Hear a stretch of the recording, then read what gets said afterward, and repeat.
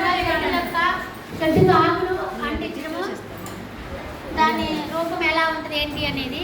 రెండోది కుడి ఎడమ చేతులు తేడా డిఫరెంట్ ఎలా ఉంటాయి అనేది దాని గురించి. తర్వాత ట్రాఫిక్ సంబంధించి లైట్స్ రెడ్ అయితే ఆగమని, ఎల్లో అయితే వెయిట్ చేయమని, స్టాప్ అని, ఎల్లో అయితే వెయిట్ చేయండి, గో అంటే గ్రీన్ అంటే వెళ్ళమని అట్లా పిల్లలకి చెప్పచ్చు. తర్వాత ఆకారాలు షేప్స్ కానీ ట్రయాంగిల్ ఎలా తయారు చేసి అంటే వాళ్ళకి చూపించవచ్చు.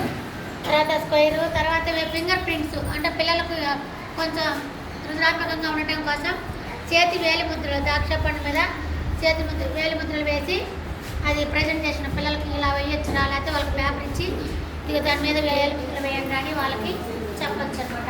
అట్లాగే ఇక్కడ వెజిటబుల్స్ తయారు చేసాము.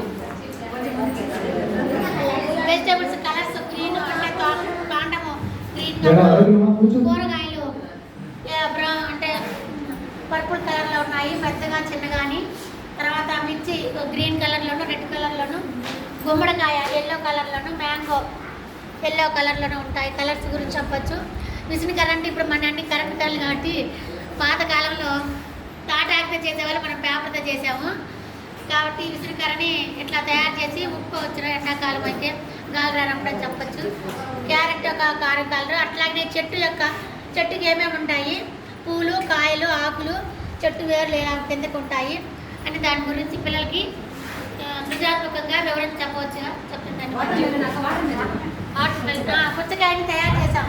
ఇది లోపల పైన గ్రీన్ కాబట్టి మధ్యలో తెల్లగా ఉంటుంది కదా, పైన రెడ్డిష్గా విత్తనాలు ఉన్నాయి కాబట్టి వాటర్ని ఇలా తయారు చేసి చూపించవచ్చని చెప్పచ్చు. ఇక మ్యాంగో అయితే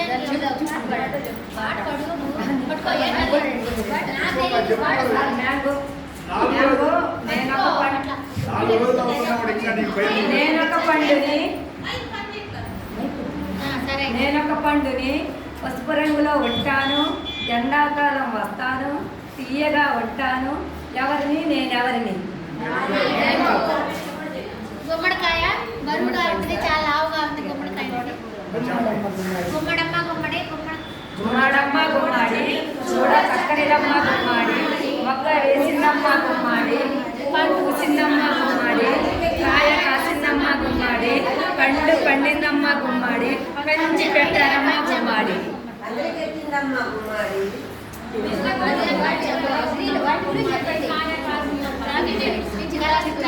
ట్రాఫిక్ లైట్స్ అయితే మన పిల్లలకి తయారు చేయాలనుకున్నాము కానీ కర్ర అవన్నీ కాదు, ఒక డిజైన్ వేసాము. కానీ సీసా మొక్కలతోటి దీన్ని తయారు చేసి పిల్లలకి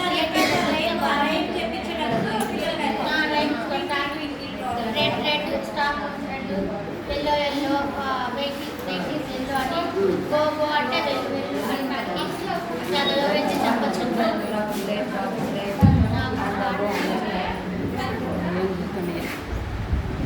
అది ఓవలేనా? షేప్ ఓవల్ షేప్ కాదు, అది సర్కిల్. ఓవల్ అంటే కోడిగుడ్డు షేప్లో వస్తే ఓవల్ అంటాం. ఓకే ఓకే, అంతేనా? అయిపోయినాక ఉందా? ఓకే అమ్మా, thank you. Next group, 4th group.